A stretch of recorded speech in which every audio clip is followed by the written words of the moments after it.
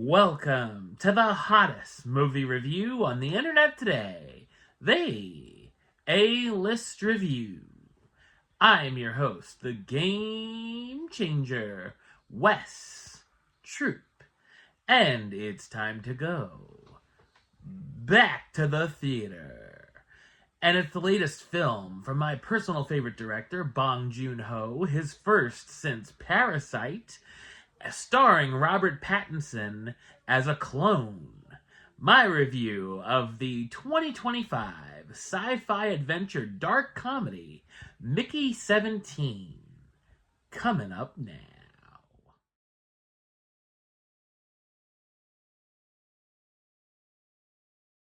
Mickey 17, known as an expendable, goes on a dangerous journey to colonize an ice planet.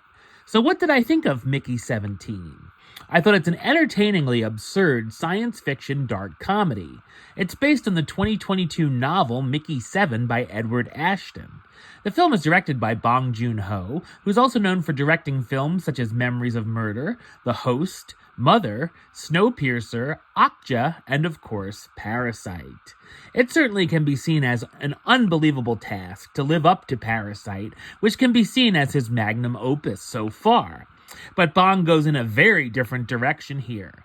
The visuals and cinematography look great, including the printer that spits out the new copies of Mickey, or the corridors on the ship to the giant ice planet itself.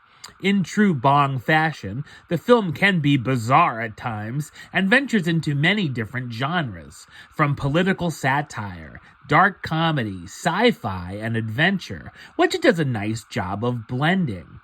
You can see some inspiration from other sci-fi films such as Edge of Tomorrow, Moon, and even Avatar. There's a lot going on here with the story that's set in the near future with the world falling apart and many citizens choosing to go into space to live on a new planet. At the head of the new colony is a failed politician, Kenneth Marshall, looking to colonize the new planet, which he describes will be pure and white.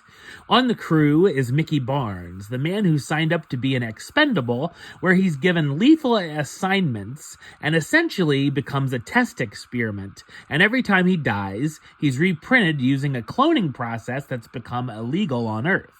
After Mickey number 17 is left for dead and surprised he's survived something that he shouldn't have, the company prints out Mickey 18 and the two soon encounter each other. This becomes intriguing as it's illegal to have duplicates, so can the two copies with very different personalities keep their coexistence a secret, or even manage to work together? Well, we'll find out. All while this is going on, Marshall is looking to wage war on the planet's indigenous species. The relationship between Mickey and his girlfriend Nasha is likable too, and we see she's the only one who understands the pain he's going through. As the story goes on, it can get messy and could have used a little more focus on certain elements. Also, like classic Bong, there's commentary and messages that aren't exactly subtle, much like in Okja and Snowpiercer, such as class, religion, politics, and authority. There's a lot of over-the-top comedy that I felt mostly worked, at least, as I laughed at a lot of the material. The film could have been about 20 minutes shorter and edited down a bit, as it goes on a little long, including a dream sequence that I'm not really sure needed to be there. Robert Pattinson stars in another standout performance as Mickey Barnes / Mickey 17 / Mickey 18, the expendable employee of Niflheim on his 17th and then 18th iteration. Naomi Ackie as Natasha Barrage, a security agent and Mickey's love interest. Stephen Yeun as Timo, a pilot and Mickey's childhood friend who's not the most trustworthy person on board.